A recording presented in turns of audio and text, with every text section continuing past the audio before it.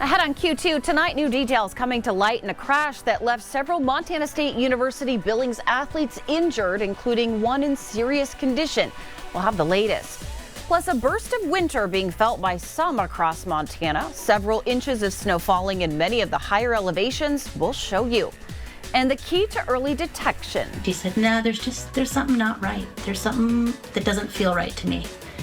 So then that's when I went to the surgeon. A new clinic is hoping to diagnose patients with breast cancer before it's too late. The MTN 430 News starts right now.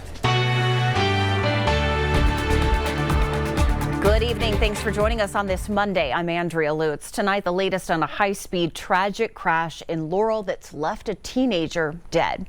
It happened around 1:15 this morning in the 300 block of South 1st Avenue. Laurel police say first responders rushed in and immediately began life-saving efforts, but the juvenile driver was pronounced dead at the scene. Investigators believe speed was a factor. So far, Laurel police and Montana Highway Patrol have not released the team's name or any other details about the crash.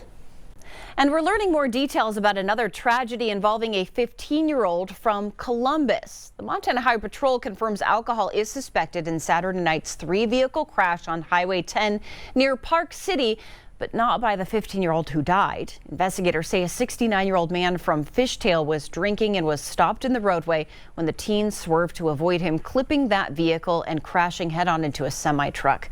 Both vehicles caught fire, killing the teen at the scene. The other drivers were not injured. A one-of-a-kind breast screening clinic has come to Billings. It puts women at high risk for breast cancer, those with family history of breast cancer, and those who have survived it at the front of the line of testing. Our Vanessa Willardson spoke with one survivor and her doctor who know the importance of getting tested early and the difference it can mean when it comes to a diagnosis. Connie Clark never thought she would get breast cancer. Everything indicated that this little spot or tumor, whatever it was negative. After an MRI biopsy came back negative in 2021, Clark says her doctor still insisted she come back for additional screenings. And she said, something's not right. Just doesn't look right, doesn't feel right to me. We gotta go further. And it turned out to be cancer. What followed was one surgery and 8 intense weeks of radiation before Clark was finally cancer-free. You had to go every day for 8 weeks and lay still on the table. So it was a time-consuming. Radiation makes you tired, and it was a long journey. Clark's breast radiologist who found the cancer, Dr. Tara Bowman Seitz, says 1 out of 8 women will develop breast cancer in her life. That's a big number. And that kind of risk is why Billings Clinic opened the Rieger Family High Risk Breast Clinic, which focuses on screening women who are more likely to develop breast cancer. I just think it's important for everybody, regardless of their family history, high risk or average risk, to start screening mammograms at the age of 40. As for Clark, she's talking from experience. It's the screening that saved her life. This is a beautiful center. I think that we will help a lot of people. And if we can find cancers at an early stage rather than later stage, it's going to be amazing. In Billings, Vanessa Willardson, MTN News. A cow is back where it belongs after an impromptu rodeo in Miles City. A viewer sent us this video of the chase when that cow decided to roam down South Miriam Avenue after a trailer carrying 120 of them tipped at the roundabout just yesterday. This cow made it further than most. The cow's escape was short-lived when cowboys on horseback pushed it down the road into a waiting trailer. We're told no cows or cowboys were hurt in the brief bovine chase and capture. This weekend's wet weather has come and gone, but it's still looking like a winter wonderland in parts of our region. Check this out. This is the wintry scene in the Bighorn Mountains, just south of Burgess Mountain. The Elk View in it's reporting 8 to 10 inches of snow over the past 2 days. All of that snow is certainly music to the ears of skiers. Antelope Butte ski area in the Bighorns is reporting 5 inches of powder. Hopefully a preview of much more to come for winter enthusiasts.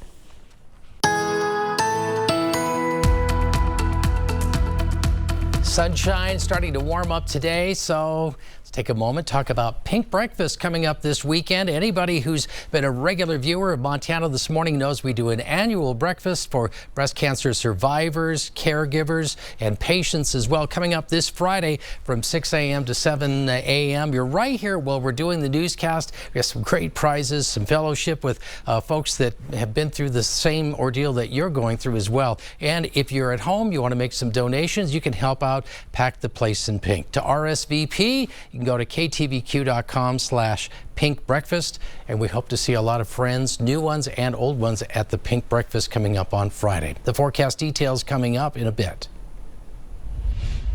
It's now day 6 of the government shutdown, and the Senate, which took the weekend off, is coming back to Washington for votes later today. Some furloughed federal workers will miss out on their first paycheck this week, and now they face the threat of layoffs as well. Erica Brown has the latest from the White House.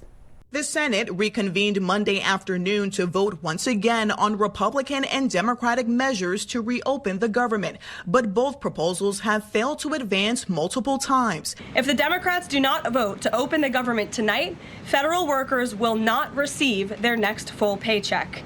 Democrats are holding out for extending Affordable Care Act tax credits expiring this year and rollbacks to Medicaid cuts. But Republicans insist the shutdown needs to end first by passing a short-term spending bill. The only reason the government is shut down is because Democrats refuse to accept a clean, nonpartisan funding extension.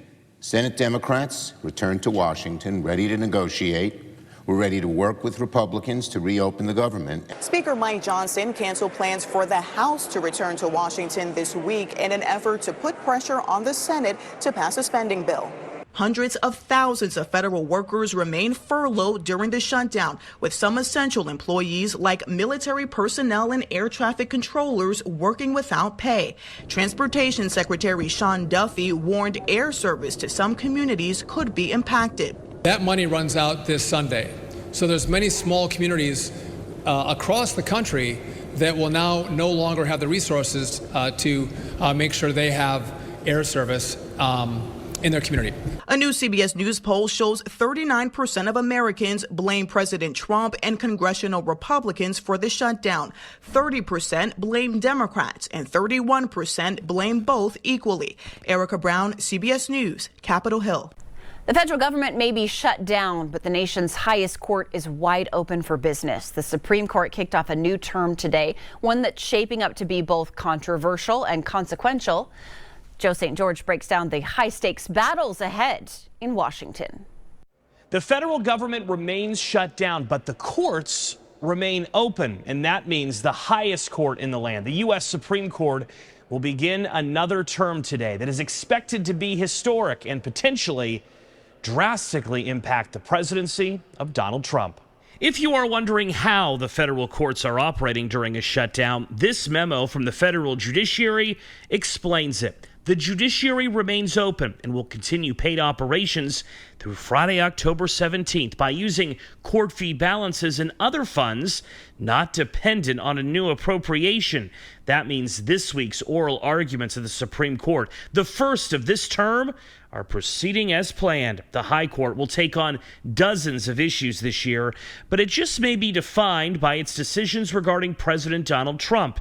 It will hear arguments regarding tariffs and whether the president has the ability, as he believes he does, to issue them without Congress. It will also take on the issue of recent firings or attempted firings of leaders within agencies like the Federal Reserve. President Trump wants current Board of Governor Lisa Cook fired. The Supreme Court will decide if he can do it. The Supreme Court is also poised to decide whether President Trump's attempt to end birthright citizenship runs afoul of the 14th Amendment. In the months to come, of course, the Supreme Court will address other issues as well, including likely transgender rights cases and sports bans in some states.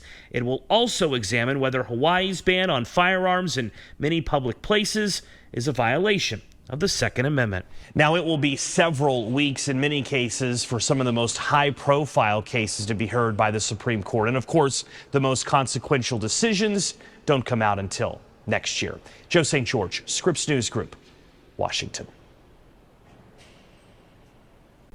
Christmas is 2.5 months away. Retailers are already pushing holiday shopping.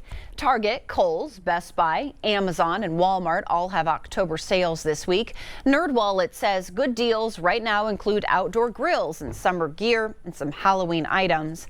They advise to wait until Cyber Monday for electronics and don't buy clothes until after Christmas.